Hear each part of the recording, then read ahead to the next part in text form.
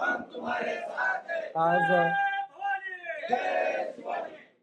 आज आपल्या भारतीय जनता पार्टीच्या प्रवेशाच्या या कार्यक्रमात निमित्ताने आमचे प्रदेशाध्यक्ष माननीय रवींद्र चव्हाण साहेब, ज्यांनी मला राजकारणामध्ये सक्रिय केलं, ते आमचे गुरु माननीय चंद्रकांत दादा पाटील साहेब, उपस्थित माजी आमदार प्रकाश अण्णा आवाडे साहेब, संसद रत्न राज्यसभा खासदार माननीय धनंजय महाडिक साहेब, उपस्थित माननीय मकरंदजी देशपांडे, उपस्थित माननीय भमसाहेब आणि आमच्यावर प्रवेश केलेले आमचे सर्व सहकारी जिल्हाध्यक्ष राजवर्धन नाईक निंबाळकर आणि आलेले माझे सर्व सहकारी आणि प्रिंट आणि इलेक्ट्रॉनिक मीडियाचे आमचे सहकारी, कोणाचं नाव राहून गेलं असेल तर माफी असावी.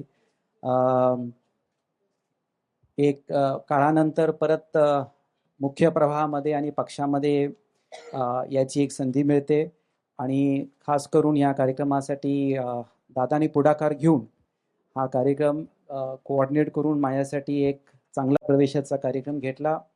जसं आपल्या सगळ्यांना माहिती आहे की राज्याचे मुख्यमंत्री माननीय देवेंद्र फडणवीस साहेब माझ्यासाठी थोरल्या भावासारखे आहेत.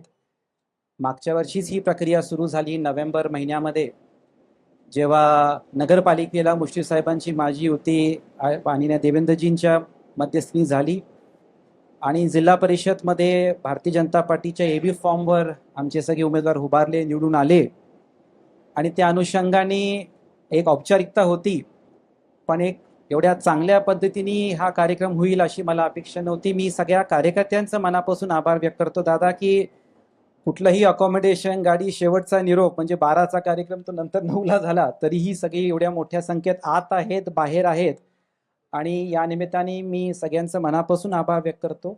आणि मी मीडियामध्ये जे बाईट दिले आहेत या निमित्ताने सगळ्या कार्यकर्त्यांना सांगतो की आता तुमच्या सगळ्यांचा ऐकून सगळे प्रयोग झालेले आहेत. आता आणि काय प्रयोगाला स्कोप नाही आहे. आपण आता भारतीय जनता पार्टीमध्ये आलो आहे. माननीय देवेंद्रजी, चंद्रकांत दादा, रवींद्र चव्हाण आणि पक्ष जे सांगेल त्या निर्णयावर आपण काम करायचं आणि त्याप्रमाणेच पुढची वाटचाल ठेवायची. आणि त्याच्यामुळं मला आता वाटते की त्या संघटनात्मक कामाला आपण काम करू. धनंजय महाडिक साहेबांच्या नेतृत्वाखाली जिल्ह्यामध्ये, म्हणजे जेव्हा मी जिल्हाध्यक्ष होतो आमची राम लक्ष्मणची जोडी होती आहे आणि परत आता काम करायची आम्हाला संधी मिळते. त्यासाठी मी परत सगळ्यांचं मनापासून आभार व्यक्त करतो.